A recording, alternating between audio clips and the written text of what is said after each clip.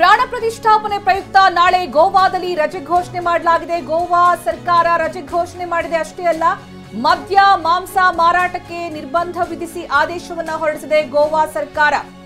ನಾಳೆ ಗೋವಾ ರಾಜ್ಯದಲ್ಲಿ ಎಲ್ಲೂ ಕೂಡ ಮದ್ಯ ಮಾರಾಟ ಇರೋದಿಲ್ಲ, ಮದ್ಯ ಸಿಗೋದಿಲ್ಲ.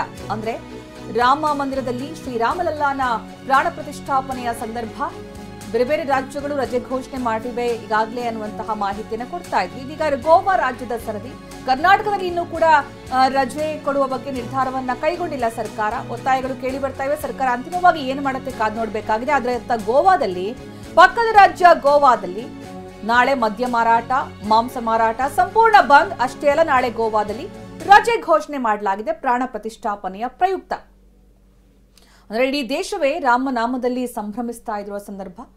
ಇತ್ತ ಸಾರ್ವಜನಿಕರು ಕೂಡ ಅಪೇಕ್ಷಿಸ್ತಾ ಇದ್ದಾರೆ ಈ ಒಂದು ಸಂದರ್ಭವನ್ನ ರಾಮ ಜಪಕ್ಕೆ ಅಂತಾನೆ ಮೀಸಲಿಡಬೇಕು, ಸಂಭ್ರಮಿಸಬೇಕು, ಇದನ್ನ ಭಕ್ತಿಯಿಂದ ನೋಡಬೇಕು, ನಾವು ಆ ಕ್ಷಣವನ್ನ ಕಣ್ತುಂಬಿಕೊಳ್ಬೇಕು. ದೂರದಲ್ಲಿದ್ದಾದ್ರೂ ಕೂಡ ಆ ಒಂದು ಭಕ್ತಿಯ ಸಮರ್ಪಣಾ ಮನೋಭಾವಕ್ಕೆ ಅಂತ ಆ ಒಂದು ದಿನವನ್ನ ಇಡಬೇಕು ಅಂತ ಏನು ಸಾಕಷ್ಟು ಬೇಡಿಕೆ, ಒತ್ತಾಯ. ಜೊತೆಗೆ ಕೇಂದ್ರ ಸರ್ಕಾರ ಕೂಡ ಅರ್ಧ ದಿನ ರಜೆಯನ್ನು ಘೋಷಣೆ ಮಾಡಿದೆ. ದೆಹಲಿಯ ಆಸ್ಪತ್ರೆ, ಕೇಂದ್ರ ಸರ್ಕಾರದ ಅಧೀನದಲ್ಲಿರುವಂತಹ ಆಸ್ಪತ್ರೆಗಳಿಗೆ